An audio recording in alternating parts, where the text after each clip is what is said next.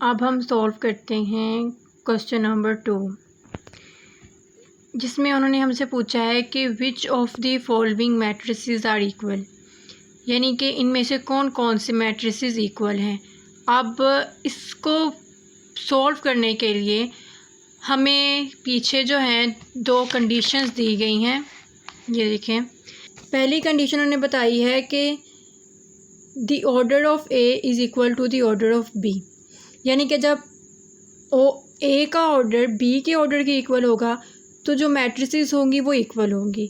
और जो दूसरी कंडीशन है वो इन्होंने बताई है कि their corresponding entries are equal, यानी कि जो मैट्रिसेस के अंदर एंट्रीज उनकी होगी वो अगर इक्वल होंगी तो मैट्रिसेस इक्वल होंगे। अब नीचे उन्होंने एक एग्जांपल दी है। ए के मैट्रिक्स में है 1 3 -4 2 और बी के मैट्रिक्स में है 1 2 + 1 -4 4 -2। अब पहले जो है हम इनकी एंट्रीज़ देख लेते हैं। इसमें है 1 और 3 पहली रो में, और जो बी की है पहली रो उसमें 1 2 + 1 3 होता है, यानी कि इनकी एंट्रीज़ जो हैं वो सेम है। दूसरी रो जो है इसकी वो -4 2 और बी की जो है -4 4 -2।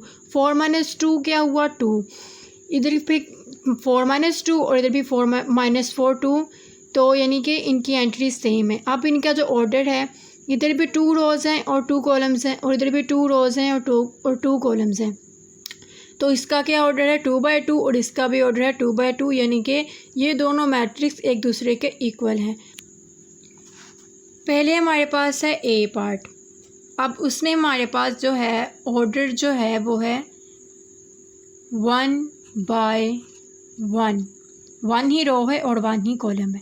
और जो बी है उसमें हमारे पास ऑर्डर है 1 रो है और 2 कॉलम्स हैं, तो इसमें हमारे पास ऑर्डर है 1/2। और जो डी पार्ट है, अब मैंने जो है ना सी जो है वो बाद में लिख दिया गलती से, मैंने डी पहले लिख लिया तो फिर सी मैंने बाद में लिख लिया, तो हम पहले डी का ही ऑर्डर लिख लेते हैं। इसमें हमारे पास 1 रो है 2 कॉलम है, यानी कि इसका हमारे पास ऑर्डर होगा 1/2। और जो सी वाला पार्ट है इसमें अब हम इसको पहले सिंप्लीफाई कर लेते हैं। 5 - 2 3 और फिर इसका ऑर्डर होगा 1/1। अब ई जो है इसका ऑर्डर है, इसमें 2 रोज़ हैं और 2 ही कॉलम्स हैं, तो इसका जो है ऑर्डर होगा 2/2। अब नेक्स्ट हमारे पास जो एफ़ पार्ट है इसका ऑर्डर होगा 2/1। जी को पहले हम सिंप्लीफाई करते हैं। 3 - 1 2 3 + 3 6 जी, और इसका ऑर्डर जो है वो होगा 2/1। और एच का ऑर्डर होगा 2/2। अब आई जो है इसमें पहले हम इसको सिंप्लीफाई कर लें।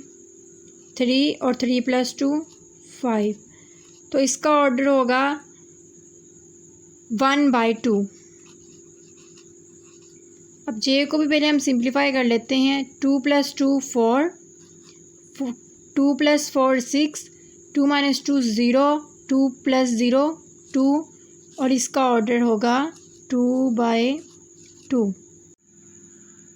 अब हम देख लेते हैं कि उन्होंने हमें क्वेश्चन नंबर 2 में बोला ही यही था कि which following matrices are equal, यानी कि जिन मैट्रिसेस के ऑर्डर्स और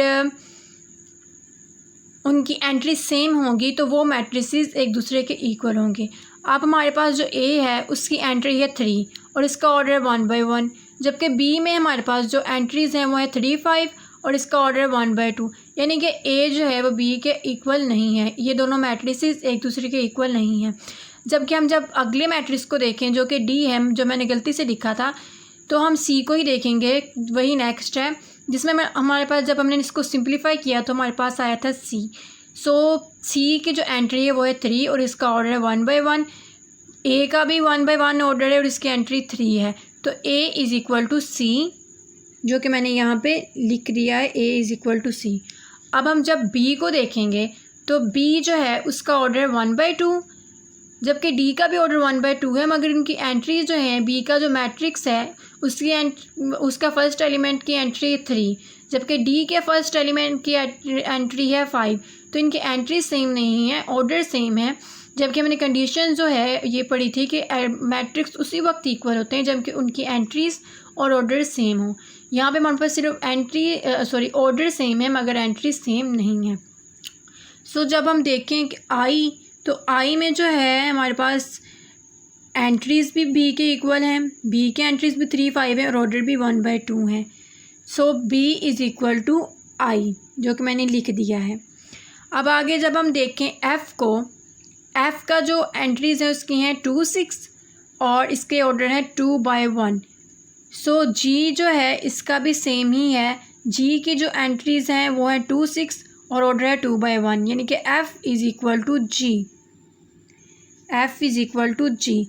अब आगे जो है ई, उसकी एंट्रीज़ हैं 4062 और एच है उसकी एंट्रीज़ हैं 4062 और इनके ऑर्डर जो हैं वो है 2/2, इसका भी ऑर्डर है 2/2, यानी कि ई इज़ इक्वल टू एच। जबकि जे जो है वो है एच के इक्वल, यानी कि इसके भी ऑर्डर सेम है।